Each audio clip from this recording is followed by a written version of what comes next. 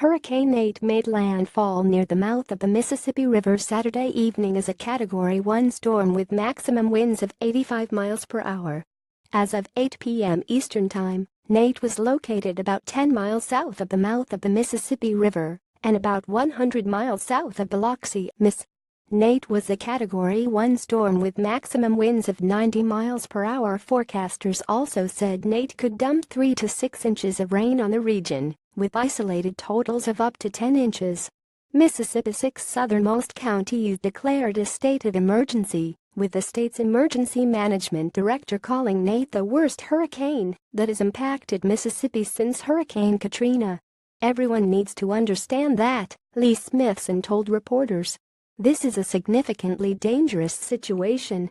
Nate was expected to pass to the east of New Orleans, sparing the city its most ferocious winds and storm surge.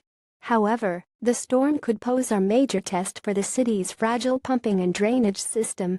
Key weaknesses including the failure of some pumps and power generating turbines were exposed after an August 5 deluge flooded homes and businesses in some sections of the city.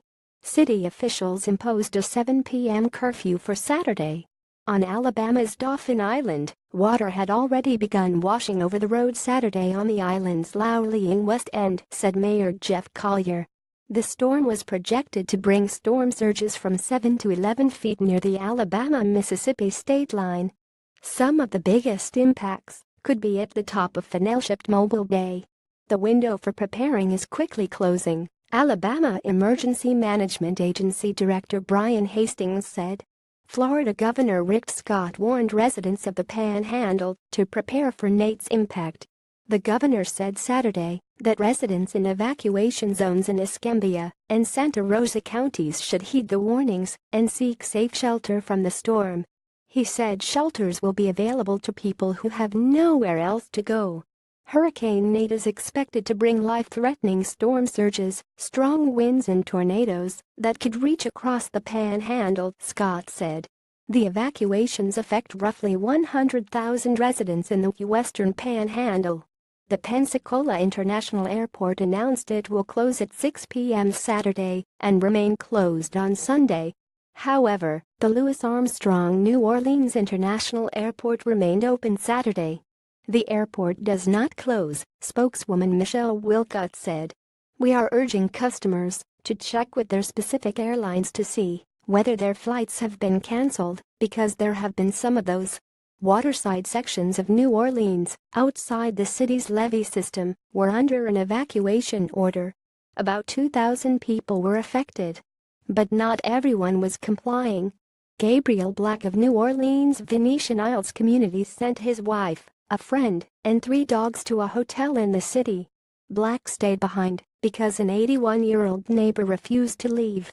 "I know it sounds insane, but he has bad legs and he doesn't have anybody who can get to him," Black said.